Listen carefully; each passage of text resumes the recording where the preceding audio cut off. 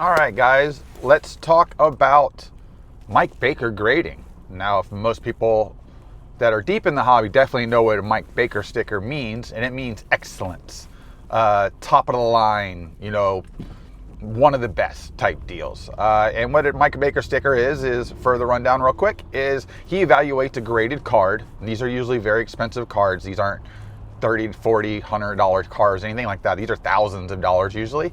And he can create, or he has created over time, a sticker that basically we like to always, or they always say eye appeal.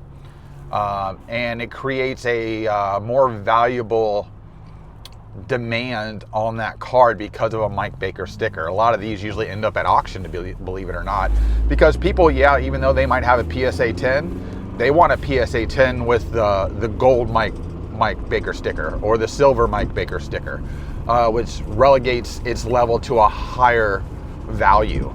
And Mike Baker used to work for PSA. He's one of the original guys, and he took his talents outside of that and created this.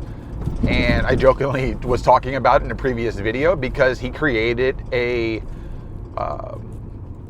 monopoly kind of for himself, because he was the only one doing it, and he was the only one that people were accepting his opinion, because remember, grading is an opinion, and his knowledge. So that's where his value came from. But now Mike is launching his own grading company, and how disruptive will this be to the hobby? Because let's face it, PSA recently changed their grading scale, and that's made a lot of people upset.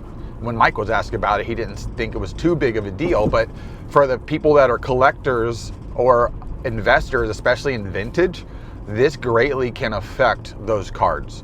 We know there's some modern cards that do not meet the 45, 55 centering, therefore they should not be a 10.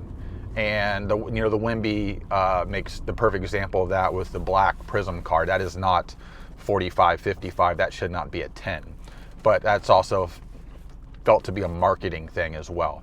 But this is a business, guys. At the end of the day, all they care about is making money. If they really cared about cards, the best interest would be accompanied with actual questions to the consumers that they feel that they care about. And last I checked, nobody I know is getting asked, hey, how do you feel about this? Hey, if we did this, what would you think about that? They're doing it on their inside because we don't run their company. And this is about dollar bills, baby.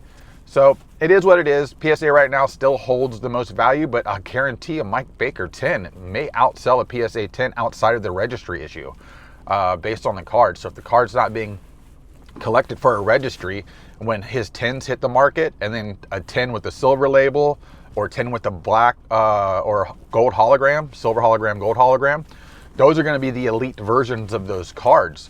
And there will be a hierarchy. So it'll be almost like a PSA 10, a PSA 11, and a PSA 12, realistically. Now, do the values probably jump from what a 9 to a 10 does? No, I don't think so. But is there a multiplier somewhere there? Yeah, I can see that 100%. When he starts grading, I'm sending stuff to him. But again, I'm going to send stuff to him feeling like I'm sending a 10 with possible higher eye appeal or levels to make that sticker happen for the card, because I do think those are going to have extreme value out the gate for sure. Long term, probably. I mean, he's training the people that he has that he said that already work for grading companies, and they're going by his standards. And what's nice, if you go look at his website, he lays out probably better than any other company how they grade. Basically, he gives you the points of interest all the way down, because we always think of the main 4, right? Well, I think he had like 8 or 9 points of interest there, with even some more nuances, and it was transparency. That's what we want, transparency. Now, the issue you still deal with is a human's grading it. It's always what we say. There's a flaw. Jimmy's having a bad day. Jimmy's eyesight changed because Jimmy turned 40. It could be a bunch of different things, but consistency is where it's at, and that's where, when we talk about the companies that grade with machines or AI or whatever you want to call it, like Tag, which I'm going to bring them up here in a minute because of something that they announced, which I do think is a big deal, and I think it's very beneficial for their company as long as it actually works. But the Mike Baker thing, I mean, the label, I haven't seen it in person. There's pictures of it on the website, and it looks like there's a little bit of like, they're gold and black. but the label looks like it might be a little holofoily or have some type of design in the back of it, and it doesn't do any justice online from the digital pictures that are scans in. I haven't seen one in hand. I do know, or was told there was some floating out there. If you go and watch the Jeremy Lee show, I'll also time mark where Mike comes on, and you watch that little strain, because they ask good questions. And again, breaking on Jeremy's show, he didn't know that was going to happen. So we also had a panel on there, so people were able to ask questions and get answers to some stuff. And Mike doesn't come off as very cocky, that he knows it all or anything like that. He comes off very easy, very likable, and we value his opinion already in the hobby. So who could you say right now in another company that you value their opinion as a company? Yeah. So if you don't think that he's going to not get 20,000 cards the day he opens up that submission, and they're going to be flooding into him, you got to be crazy. I guarantee he's going to get on a backlog ASAP. So if you do want to grade with Mike Baker, I would suggest the day that it opens is the day you ship in, because the turnaround time, again, with a smaller startup version of this, I don't know how many graders he has in their process. I think he put the time, effort, and energy into this over time, and this is something when they mentioned during the show that he'd been working on and developing over a year or a couple years, if I believe I'm not mistaken on that. I find value in it, guys. The hobby is looking for somebody to come in and kind of clip PSA a little bit, and I think there's value to this. So, and what's the hobby looking for? They're always looking for value. So again, that's my thoughts. Let me know in the comments down below how you feel about this, if you knew about it or not. Again, I'll link that. Go take a look at it. Come back here, say something. The next thing is Tag had an announcement, and basically they were announcing that they're going to be looking at putting out machines that grade on the spot. So you put your card in, zip zap, zippity doo, the Terminator spits out a freshly minted slab, and you can go on and move that card as quick as possible. That's interesting. Now, I can't wait till this happens, because I want somebody to literally put the same card in multiple times to really see how accurate this is. We already know that the same card can grade different based on certain materials or whatnot, like the same version of the card. I don't know if the exact same card is always going to grade different, just because of the technology they use. And the technology they use originally might have been a little too tough, and they had to scale that back because it was going beyond what I call human eyesight. This 10-time loop thing is too much. It shouldn't be more than 5 times loop. It's a piece of paper. Okay, paper has frays and edges. The closer you get to anything, is the more detail that's going to show, and you're going to realize it's imperfect. It's imperfect at a level of magnification, not imperfect at a normal view. So I've never liked that we're using such a high-powered loop to determine, especially edges, corners, surface. Surface is what it is. There's some cards that you turn it at an angle and it's not even dimples. It looks like little rippled waves, where if you zoomed in enough on it, you would see it's textured. And now does textured a dent? Now, obviously, an actual dimple dent, that's different.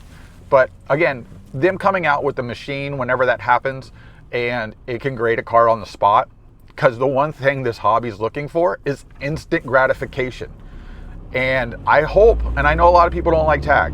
For whatever reason, they either made up, they came up with, whatever. I don't think Tag's a bad company. I don't think they're a bad grading company. I think they give you what you want. You get more transparency. You can look information up. All the things we want.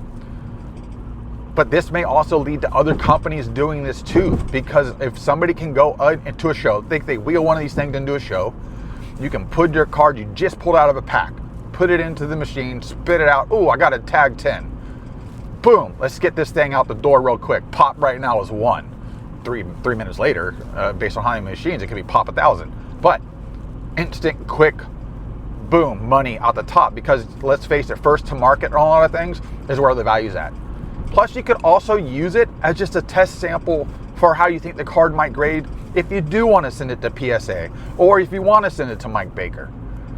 There's value in this, okay? It comes down to how much it costs. But if you're grading a card that could be worth $10,000, all you got to do is put it in the machine and spend the $20. You're going to do it. So yes, I see there's value to this. I see that this progresses in the hobby. Not everybody has access to a group submitter or wants to ship their cards and deal with all that BS. So at the end of the day, I see value in something like that. We want that in the hobby. I don't see why we don't want that in the hobby. But give me your thoughts on that as well. I just, again, driving to work, wanted to spit this out there. See what y'all are thinking. I got a card show this weekend. Actually, it starts today, which is Friday. So I should have a card video out for that. Then Topps Rip Night, or Rip Day, I guess, is tomorrow. My local store that's down the street from my house is going to have 3 Yankees and a Tiger. I think Jack Flaherty's the Tiger, and then Ron Guidry, who's a Yankees legend. Anthony Volpe and Austin Wells are going to be there. So I'm hoping I can at least get a Volpe auto on my Topps Future Stars Rainbow card. Just something to have. I like Volpe. But it's up to them to sign. So it's not that. And then the store that we're going to be at Baseball Card Clubhouse is a tight little store. There ain't going to be enough room to get in that store. Once you're in it, you're in it. If you get out of it, you ain't getting back in.